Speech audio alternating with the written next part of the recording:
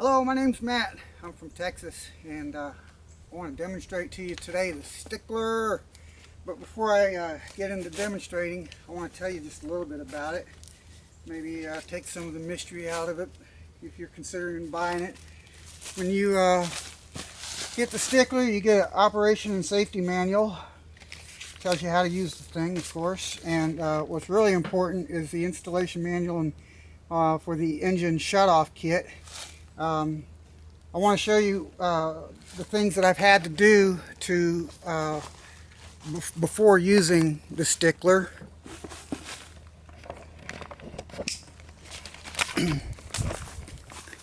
Okay, first of all here, that's not a good angle. Let me find a better angle.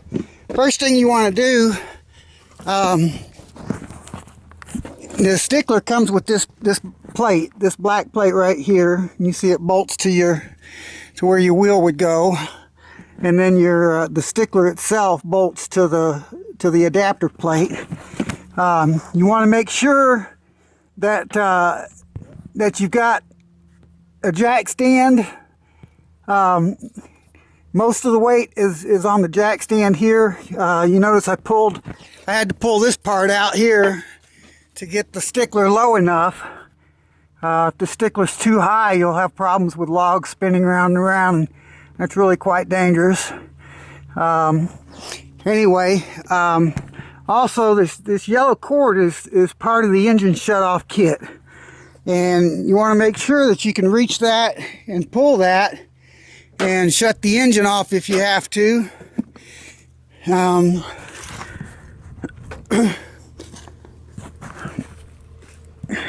Here you see a little tether. Here's your electrical wire. Here's a quick disconnect. Let me show you how that works. If I get in trouble and I have to pull that, it breaks this disconnect, and it kills the engine. There's instructions on how to wire this up, the kill switch up. For different vehicles, it's kind of generic. But I couldn't find any instructions on how to wire it up for my truck, and this is a 2000 Toyota Tundra. But what I learned, doing a little bit of search on the internet, was that if I take out the EFI number 1 fuse, and you see it right there in the center of the screen, it kills the engine.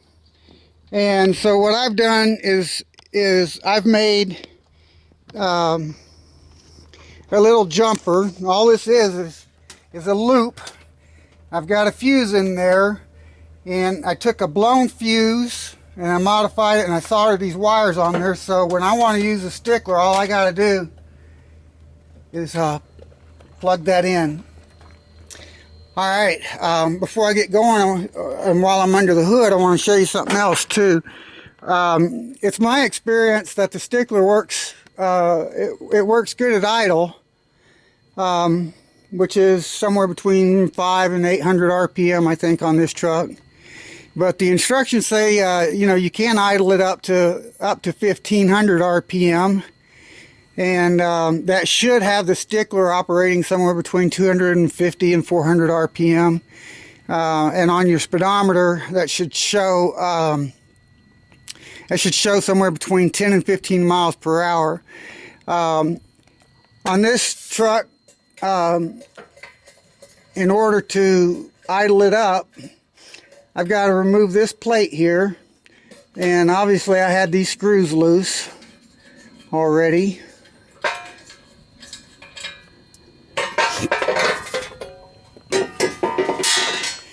And I take my screwdriver, and there's the linkage for the throttle.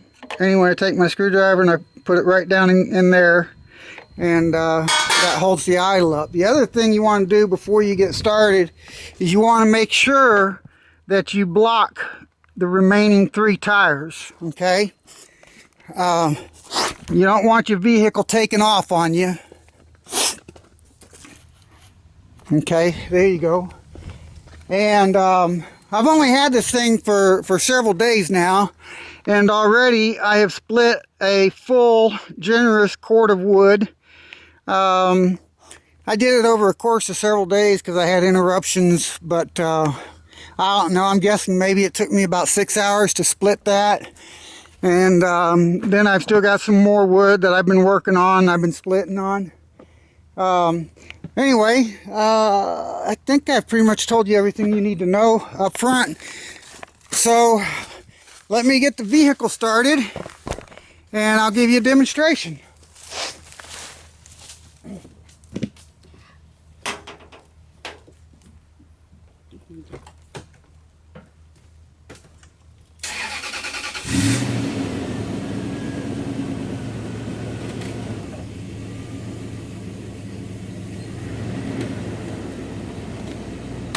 Alright, I got the truck running.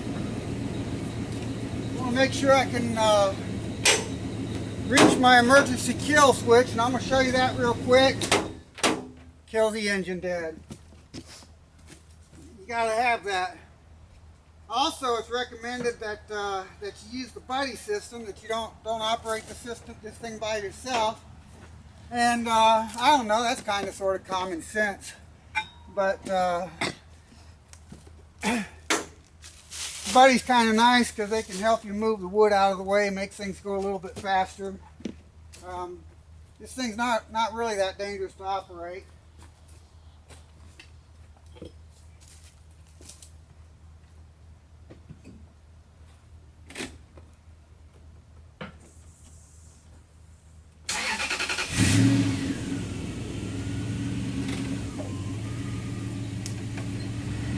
Okay, there we go. Now this is that idle.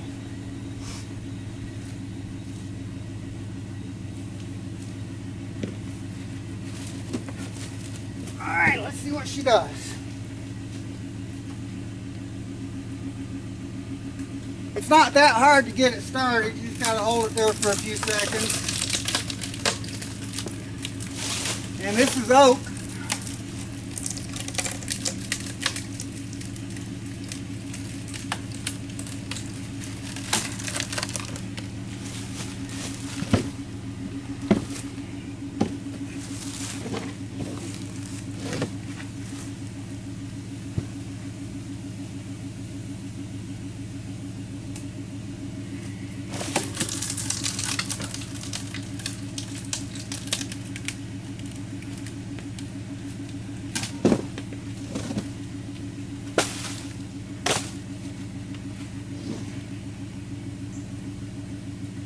This thing's not as dangerous to operate as you might think it is. My wife, she's always worried about my safety, and for good reason. I hurt myself frequently enough. But the other day when I was using it, she come out and she saw it and she said, wow, that thing's not as dangerous as I thought it was. And it's really not. It's probably less dangerous to operate certainly than a chainsaw. Might even be less dangerous to operate than a drill. You see, this is a good size log here. Again, this is oak. It's advertised that this thing will split wood up to 24 inches. I don't doubt that.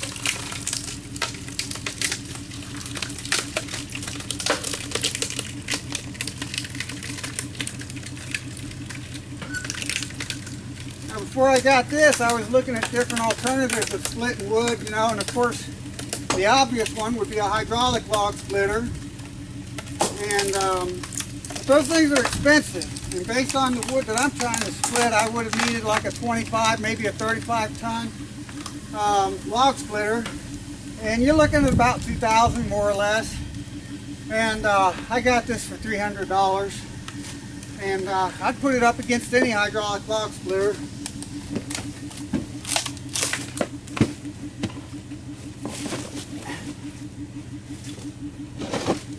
Anyway, I'm going to go ahead and idle it up because I like to work it at about 1500 RPM.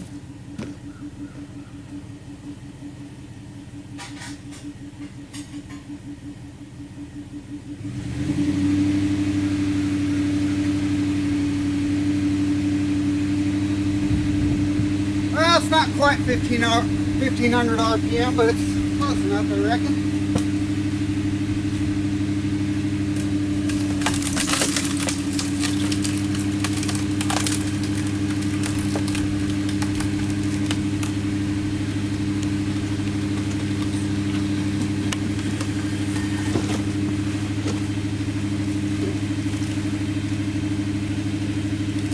Now I'm glad this log did this. Sometimes you find when you split it that it doesn't completely come separated, and it's a good idea to have a hatchet handy, and it's no big deal. Chop those things off and you're on your way again.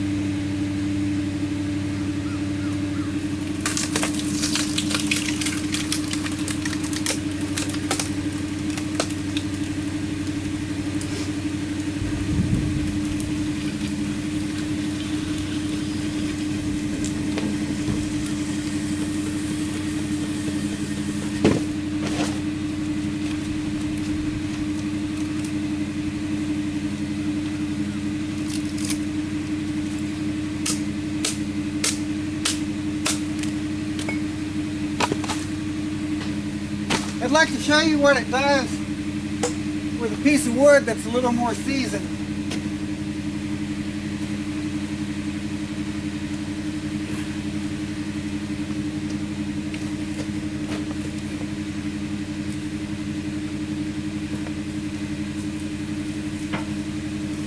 Now you notice I have a piece of wood here, and that's a good idea because this thing's trying to spin that piece of wood as it screws into it. And if you're just working on the dirt, eventually it'll work that dirt away and that log can get to split. Not splitting, I'm sorry, the log can get to spinning. If the log does get to spinning, it's not that big of a deal. Just stay out of its way. They want you to be sitting in front of the stickler when you use it, not to either side.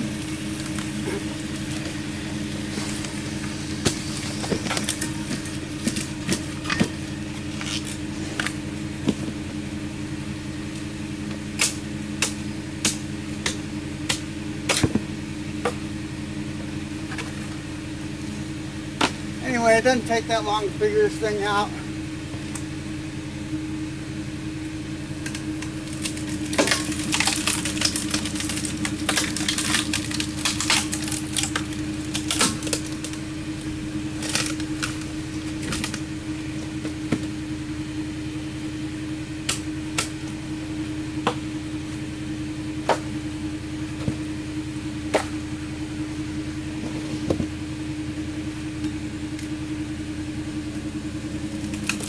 I believe this thing's very underrated. I don't know why it took me so long. It was so hard for me to find this thing. There's only two ways you can get it. You can either go to the Stickler.com or something like that, or you can get it on eBay. But while I'm at it, that's pretty much all I can show you on the stickler. But while I'm at it, I want to share with you a couple of techniques that I learned for splitting wood.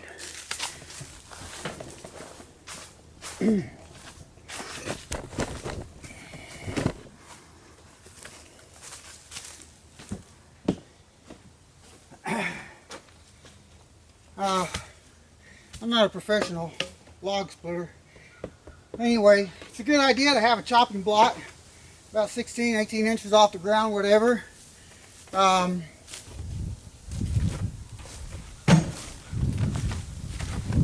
realize that's a small piece of wood, but I'm just giving you a demonstration.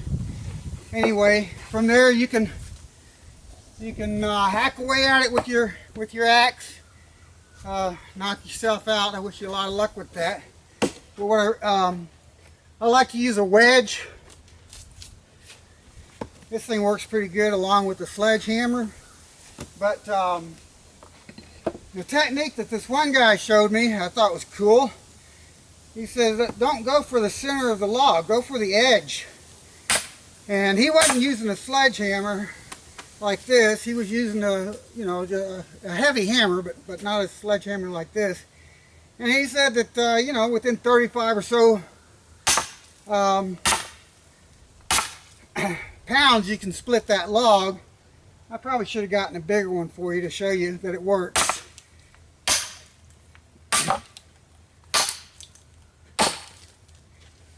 Anyway,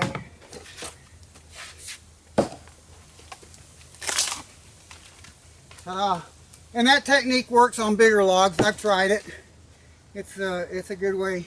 Oh, the other thing I'd like to say about the Stickler is that a lot of product videos, take for example, let's say a 5-ton or an 8-ton electric log splitter.